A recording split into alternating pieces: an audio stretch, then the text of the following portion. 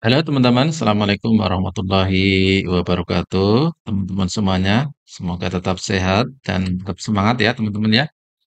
Pada kesempatan ini, saya akan me- menganalisis tentang hal yang menjadi sorotan di beberapa media. Salah satunya di media resmi dari media DPR RI terkait dengan perubahan terhadap Undang-Undang Nomor 20 Tahun 2023 tentang aparatur sipil negara ya, atau Undang-Undang ASN yang ini ada revisi yang akan diselesaikan menurut Ketua Komisi 2 itu selesai tahun 2025. Nah, di dalam revisi ini tujuannya dalam rangka untuk menciptakan sistem merit pada ASN yang merata secara nasional.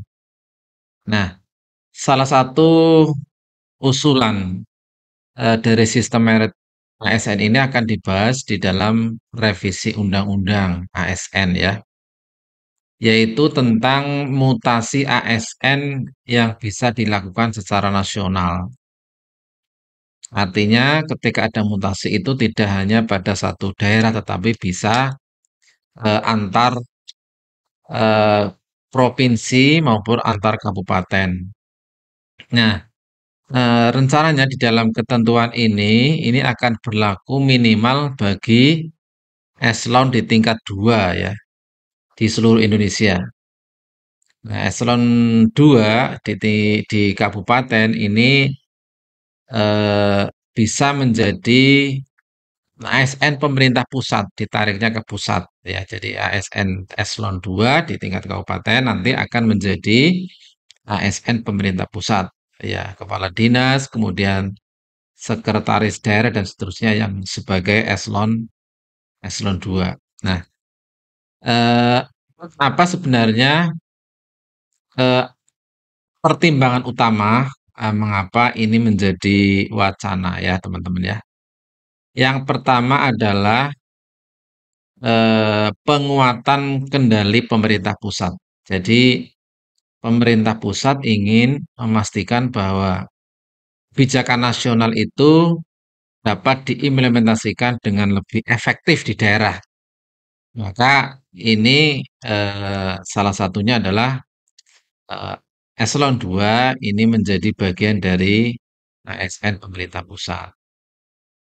Kemudian pemerintah dengan adanya eselon 2 ke pusat ini dapat lebih mudah dalam mengontrol kinerja dan kebijakan yang akan dijalankan secara seragam. Nah, ini ya. Jadi pengendalian pemerintah pusat ini bisa lebih efektif. Nih. Kemudian yang kedua, alasannya adalah adanya efisiensi dan standarisasi kebijakan. Karena disinyalir beberapa daerah ini punya kebijakan yang tidak selaras dengan kebijakan nasional. Maka dengan eselon 2 ditarik ke pusat, maka standarisasi kebijakan dan program strategi dapat lebih terkoordinasi dengan baik. Kemudian adanya seragam regulasi dan kebijakan ya sehingga meminimalkan konflik kepentingan antara pusat dan daerah. Ini. Kemudian ini yang penting juga ini ya teman-teman ya, yaitu pencegahan politik lokal yang kemudian menghambat reformasi birokrasi. Karena di beberapa daerah juga bahwa jabat eselon 2 ini sering terpengaruh ya oleh dinamika di dalam politik lokal yang kemudian menghambat reformasi birokrasi atau dijadikan sebagai kepentingan politik oleh pemimpin di daerah itu ya untuk merekrut massa atau untuk mensukseskan dia dalam mencalonkan menjadi pemimpin daerah di situ ya. Maka dengan ditariknya ke pusat, maka eselon eselon 2 ini menjadi lebih independen di dalam menjalankan kebijakan tanpa adanya intervensi politik di daerah tersebut. Kemudian juga alasan berikutnya adalah rotasi dan pengembangan karir ASN yang lebih baik ya. Dengan skema penarikan eselon 2 ke pusat ini, maka pejabat-pejabat ini menjadi punya pengalaman kerja yang lebih luas ya, tidak hanya di daerah itu, tapi bisa ditempatkan di daerah-daerah seluruh Indonesia. Sehingga ini akan menjadi dan membangun apa namanya visi dan misi pejabat-pejabat di eselon 2. Nah, kemudian, nah ini yang penting ya teman-teman ya. Tentunya dengan ditariknya eselon 2 ke pusat ini tentunya pasti ada masalah ya.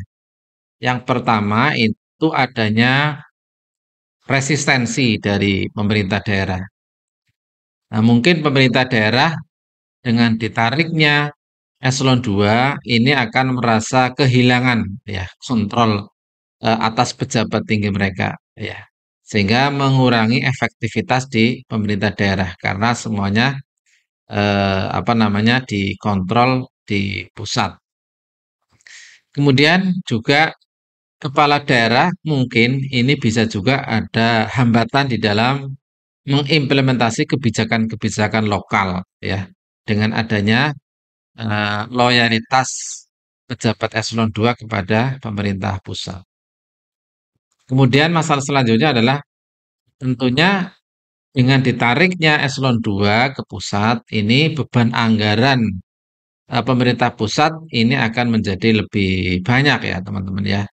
Kemudian juga harus ada koordinasi yang lebih ya.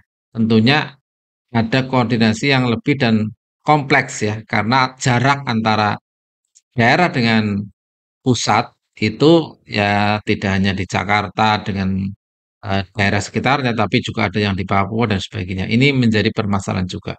Kemudian adanya potensi ketimpangan di dalam pembangunan daerah.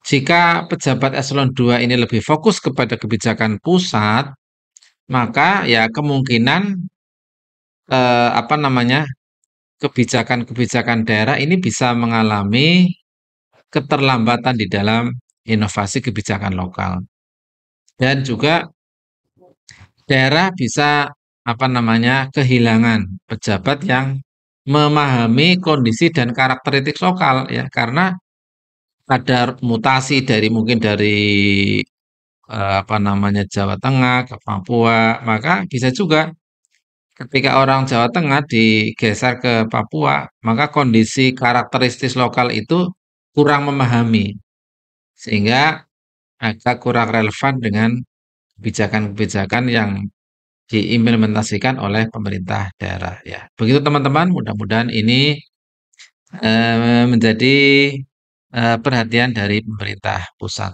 Ya, demikian. Assalamualaikum warahmatullahi wabarakatuh.